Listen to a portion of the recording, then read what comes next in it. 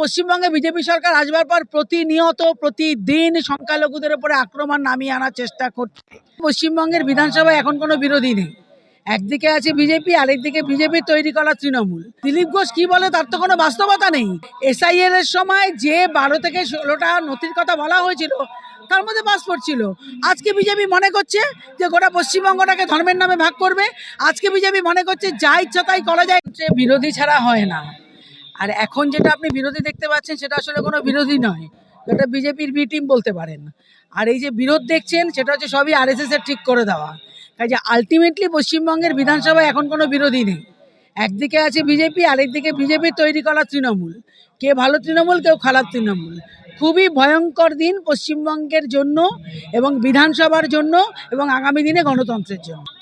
যে পাসপোর্ট ছিল, যে প্রমাণ ছিল নাগরিকত্ব, সেই পাসপোর্ট এখন আর প্রমাণ নাই নাগরিকত্বের, কি বলবেন? অদ্ভুত কথা। সংবিধান আমাকে দিয়েছে, কতগুলো আইডেন্টিটি করে দিয়েছে, যা দিয়ে আমি ভারতবর্ষের নাগরিক তাকে প্রমাণ করতে পারবো। আজকে দাঁড়িয়ে কখনো পারে নাকি একটা সরকার তা বদলে দিতে? তার জন্য তো আইন আনতে হবে। এভাবে পারে নাকি? চরম অগণতান্ত্রিক একটা সিদ্ধান্ত। এটা কখনো পশ্চিমবঙ্গের মানুষ, ভারতবর্ষের মানুষ মেনে নেবে না।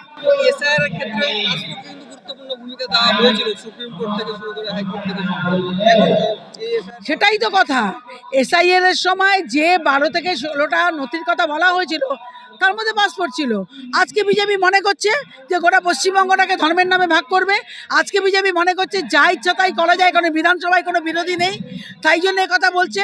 কিন্তু তার বিরুদ্ধে আমাদের লাল ঝান্ডার লড়াই ছিল, আছে এবং নতুন একটা শব্দ এসেছে বাজারে, ল্যান্ড জিহাদ। এটা বলছেন দিলীপ ঘোষ, তিনি বলছেন বাংলাদেশ হয়ে যাবে যদি ল্যান্ড জিহাদ না রোকা যায়। অদ্ভুত। দিলীপ ঘোষ কি বলে তার তো কোনো বাস্তবতা নেই।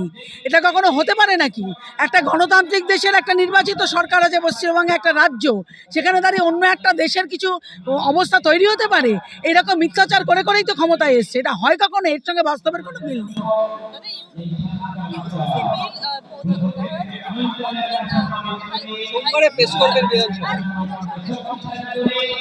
একদমই এইমাত্র তো শুনলেন যে ফিরদৌস তামিম বলছিলেন এটা করতে পারে না।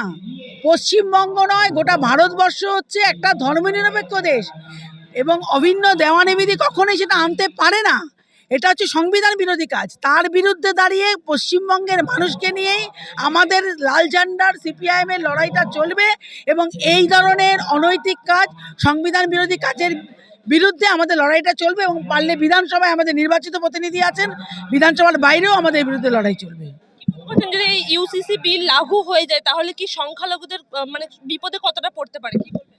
দেখুন, পশ্চিমবঙ্গে বিজেপি সরকার আসবার পর প্রতিনিয়ত প্রতিদিন সংখ্যালঘুদের উপরে আক্রমণ নামিয়ে আনার চেষ্টা করছে। পশ্চিমবঙ্গের গণতন্ত্রপ্রিয় মানুষ সেটাকে রক্ষা করছে লাল ঝান্ডার নেতৃত্বে, সিপিএমের নেতৃত্বে।